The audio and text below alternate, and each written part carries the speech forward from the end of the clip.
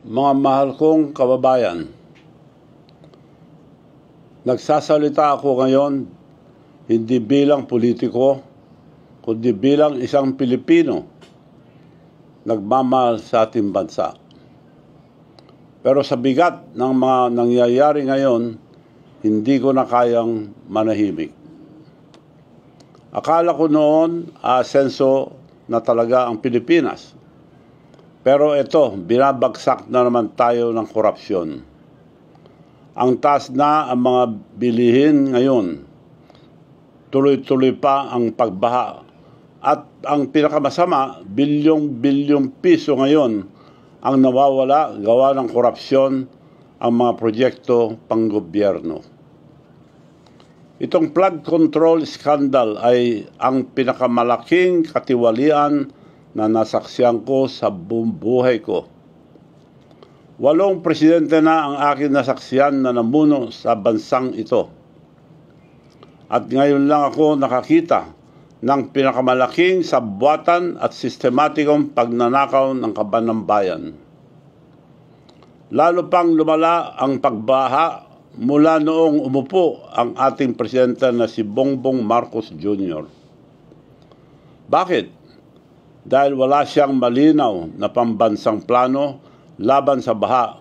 Walang koordinasyon sa local government o mga governors o mayors. At wala man lang nag-counter-check kung natayo na ang mga ito o hindi. At nabayaran na ito ang gobyerno bago pa lang maumpisahan. Kawawa ang ating mga magsasaka.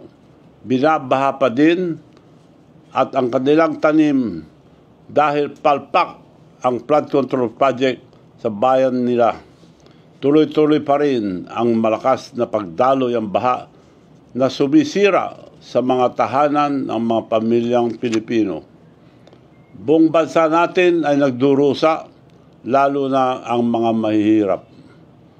Ang administrasyon nito ay gumastos halos 500 bilyong piso para sa flood control lamang. Sabi nila may 9,800 flood control projects. Kung ganun, bakit palala ng palala ang baha? Tandaan natin, ang pera ang ating bayan ay hindi basta-bastang nailalabas. May proseso yan.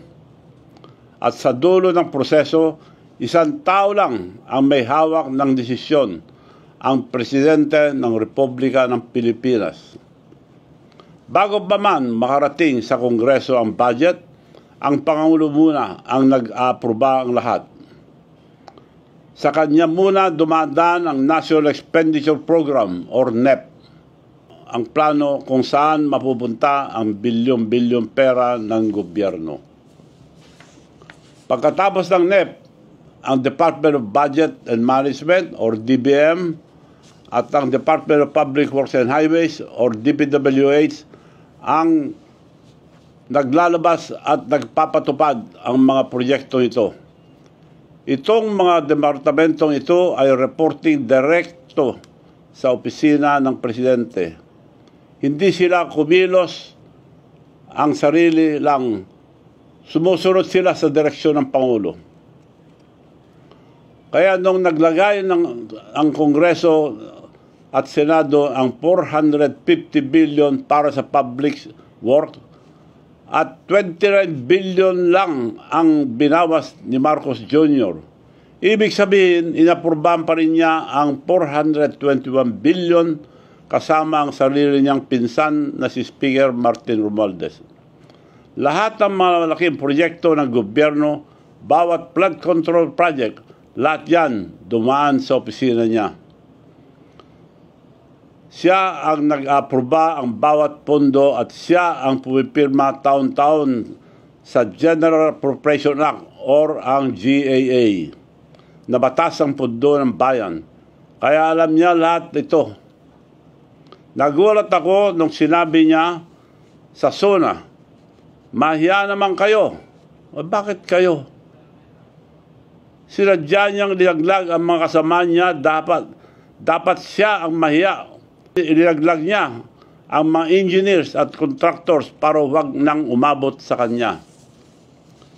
Sino ba ang may responsibilidad sa bansang ito?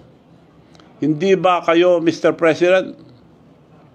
Ikaw ang may hawak ng kapangyarihan at ikaw ang pinakatiwalaan ng sambayanang Pilipino. Pero ngayon, pinasok na ng korupsyon halos lahat ng ahensya ng gobyerno sa ilalim ng inyong pamumuno. At dahil sa pagkukulang mo, nilaglag mo lahat ang ginamit mong para mailigtas lang ang sarili mo. Ang tawag dyan ay isang mahinang leader. May tanong ako, bakit hindi imbestigahan ang ICI or ang Independent Commission for Infrastructure ang Ilocos Norte na probinsya mo? Alam niyo ba na karamihan ng mga flood control project doon ay napunta sa mga Diskaya? Halos 2.7 billion ang halaga. Ang balita ko ay may mga proyekto pang binabayaran muna bago pa matapos. Maliban pa sa mga uncompleted or mga ghost project. Hindi lang yon, mas marami pang flood control project na napunta sa paborito nilang kontraktor na si Mayor Alcid ng Lawag City. Mahigit 4 na bilyon ang binuhos ng pondo sa kanya. Ang kandidato mismo ng Pangulo at paboritong kontraktor nila mula nung konsehal pa lang si Mayor. Bakit hindi ito iniimbestigahan? Kung nagagawa niya yan sa sarili niyang probinsya, paano pa kaya sa buong bansa? Kaya hinahamon kita, Mr. President, kung talagang tapat ka, unahin mong patunayan sa sarili mo ang probinsya mo.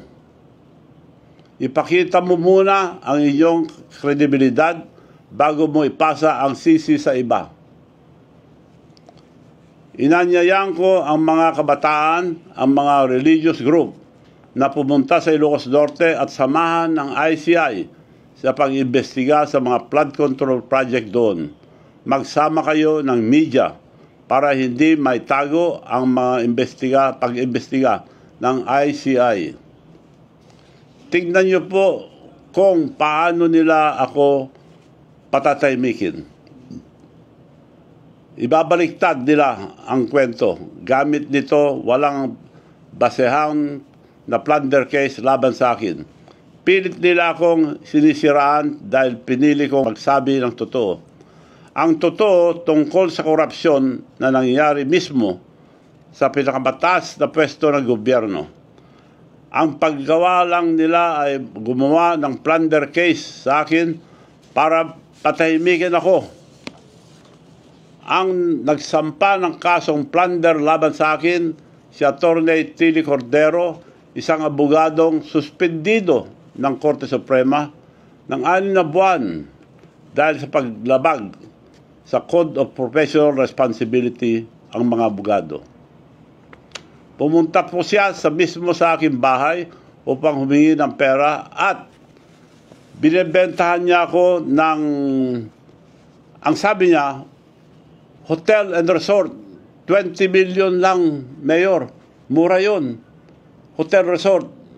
Kako sa loob-loob ko, mura nga. So, pumayag ako, pumunta kami.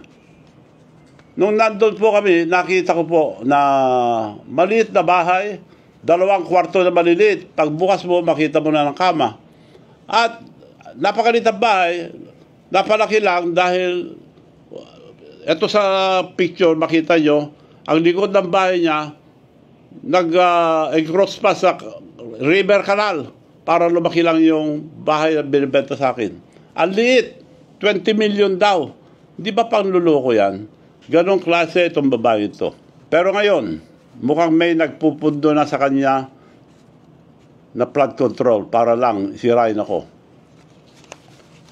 Pinsan siya ng mayor na tinalo ko sa bayan ko sa Narbacan, si former Mayor Edgar Zaragoza, na siya ang pinaka-corrupt na mayor ng Ilocos Sur. Sa pamumuno ng pamilya nila ng 33 years, halos walang nangyari, walang bagong building, bagong palengke or bagong municipal hall. Mga ghost project lang. Ang pinakamasamang ginawa niya ang mga mag-imbento ng mga ghost farmers. Ang populasyon po, ang bayan ng Narvacan ay 44,000 lang. Ngunit sa isang maliit na barangay, nag-register po siya ng halos 65,000 ghost farmers, kung saan 80 farmers lang ang nakarehistro. Yan ang kaso ang dapat atupagin ang ombudsman. 10 years ago, ko pa yan isinampa at marami pa, pero hindi pa rin iniimbestigahan.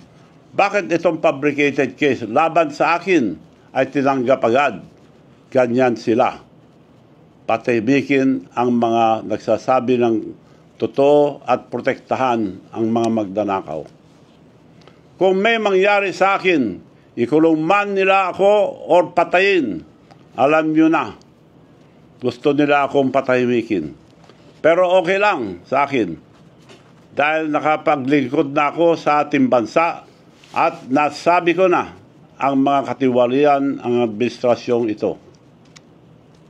Ulitin ko po, payag akong magpakulong kung totoo ang kasalanan ko, na may kasalanan ako.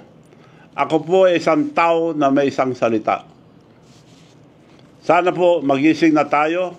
Ilang beses ba natin pagbibigyan ang isang pamilya na magnanakaw sa kaban ng bayan natin? Never again. Tigilan na natin itong panluloko nila.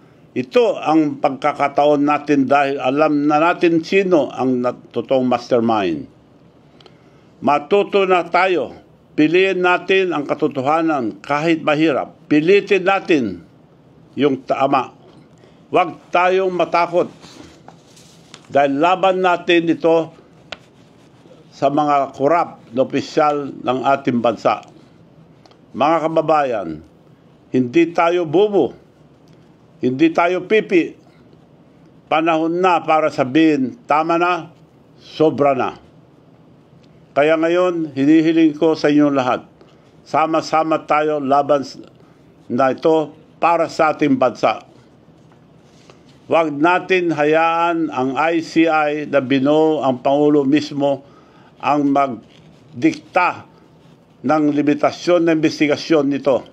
Dapat payagan natin ibang grupo na malayang makapagtanong tulad ano ang mga nangyayari sa Ilocos Norte.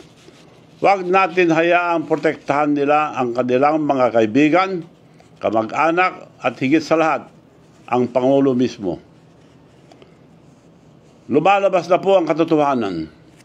Huwag natin hayaan ang mga nakaupo ang mag-ayos ang problema dahil sila mismo ang may gawa nito.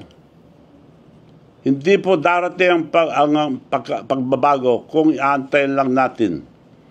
Kailangan natin itong ipilit, itulak at ipaglaban. Una, sa ating magsasaka at manggagawa, ang pawis nyo ay bubuhay sa bayan natin. Kaya maningil kayo ng hustisya.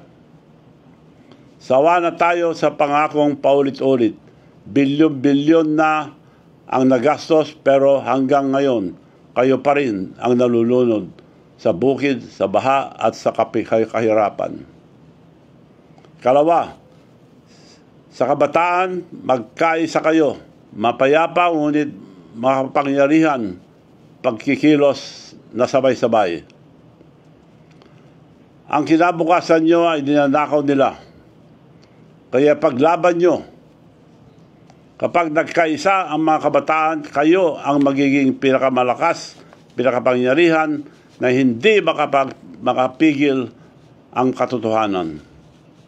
Pangatlo, ang mga politiko, kalimutan na natin ang kulay, kalimutan natin ang mga partido at ambisyon. Hindi na ito tungkol sa politika.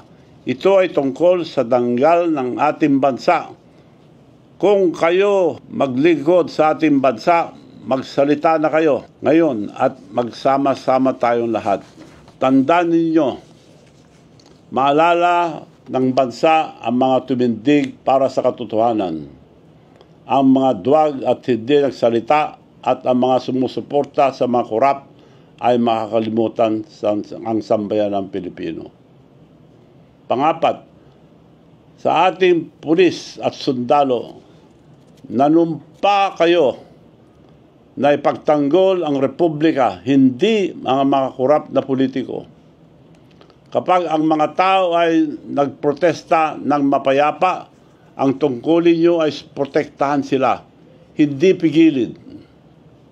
Ayon mismo sa ating saligang batas, Section 3, Article 2, civilian authority is at all times supreme over the military.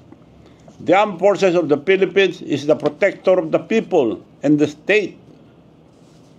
Malinaw, hindi kayo protektor ng Pangulo at kanyang korap na gobyerno.